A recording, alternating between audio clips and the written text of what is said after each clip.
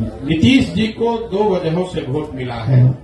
पहली बात, जो नीतीश कुमार को वोट देता है उसका मेन वोट वही है जो लालू जी के खिलाफ वोट देता है।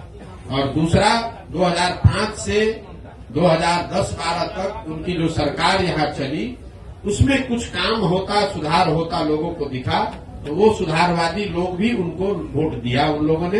लेकिन 2014 के बाद से नीतीश जी के राज में सुशासन का वो चीज देखने को नहीं मिला। इसीलिए आप देख रहे हैं कि किसी 2010 में 206 सीट जीतने वाले नीतीश कुमार एनडीए 2020 में जब चुनाव हुआ तो उनको 125 सीट भी जीतने में मुश्किल आई। तो सिर्फ जाति के आधार पर वोट नहीं है। अगर सिर्फ जाति के आधार पर वोट होता तो जो एनडीए चुनाव लड़ी थी 2010 में वही एनडीए चुनाव लड़ी 2020 में, तो फिर उनका 206 से घट के 120 कैसे हो गया? यही बात तो हम आपको बता रहे हैं। लेकिन नीतीश कुमार की जो पूरी राजनीति है, जो उनका वोटर है, वो लालू विरोध पर, लालू जी के जंगल राज के विरोध पर ही खड़ी रही है।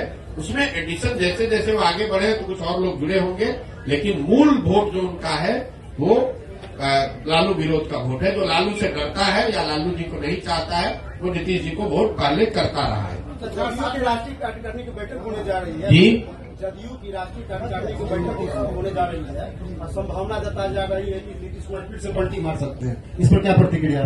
देखिए, नीतीश कुमार के राजनीतिक जीवन का ये अंतिम दौर चल रहा है, राजनीतिक पारी का ये अंतिम दौर चल रहा है।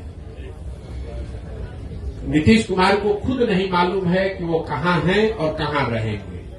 इतना मैं जरूर कह सकता हूं कि लोकसभा से पहले अब उनके पास कोई विकल्प नहीं है। उनको चुनाव तो महागठबंधन में ही लड़ना पड़ेगा। इसलिए नहीं कि वो पलटी मारना नहीं चाहते हैं, इसलिए कि अगर पलटी मारेंगे भी तो कोई लेने वाला भी तो होना चाहिए। अब आज के तारीख में उनको कोई लेने वाला भी नहीं बचा है। नीतीश कुमार राजनेता के तौर पर और जदयू दल के तौर पर अब बहुत बड़ा बोझ हो गया है। जो उसको उठाने का कोशिश करेगा वो भी उस बोझ के तहत नीचे दब के मर जाएगा। जहां तक आपने कहा राष्ट्रीय कार्यकारिणी की बात, तो नीतीश कुमार का अपना तरीका है। वो ताश के पत्तों की तरह नेताओं को अपने पार्टी में ऊपर नीचे करते रहते हैं। और यही वजह है कि 18 साल से मुख्यमंत्री रहने के बावजूद उन्होंने अपनी पार्टी में कभी कोई एस्टेब्लिश्ड ऑर्गेनाइजेशन या कोई सेकेंड लाइन लीडरशिप बनाया ही नहीं। किसी को लाते हैं, उससे काम निकाला। मान लीजिए 14 में हम पर उन्होंने दाव लगाया, हमको लेकर आए, घोषणा कर दिया कि यही हमारे उत्तराधिकारी हैं, यही आगे रहेंगे। 14 में चुनाव जीत गए, उसके बाद सोचते अच्छा प्रशांत किशोर कहीं बड़ा ना हो जाए तो इसको हटा के आप दूसरे को बढ़ाओ। इस चीज का मलाल है सर आपको? बिल्कुल मलाल नहीं है। आप हमको नहीं जानते। हम जीवन में वो लोग नहीं हैं जो किसी निर्णय पर मलाल करें।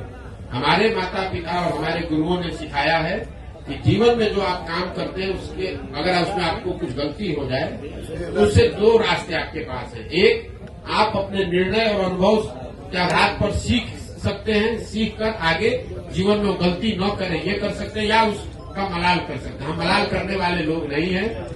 एक बार नीतीश कुमार ने अगर धोखा किया उसके बाद नीतीश कुमार चाहे 20 बार हमारे पास आ गए, कितनी बार बात कर ली, कितने संदेश भेजवा दिए, हमने कह दिया कि अब फिर सियार सर्कुल के नीचे नहीं जाएंगे। हमको चाहे 1 बरस लगे कि 10 बरस लगे, अब नीतीश कुमार के साथ जाने का कोई सवाल नहीं है। नीतीश कुमार जब महागठबंधन बनाए, इस बार आपको पता चला जब बनाए तब हमको आकर मार्च में 6 महीना पहले आकर सबसे पहले हम ही से सलाह किया कि भाई अब महागठबंधन बनाना चाहते हैं, आप इधर आ जाइए। आप तो भाजपा के खिलाफ हमारी मदद करना चाहते थे। उस समय भी हमने कहा कि हम नहीं मिलेंगे, अब नहीं आ सकते हैं, आपको जो करना है वो कीजिए, हम अपनी नई व्यवस्था ही बनाना चाहते हैं।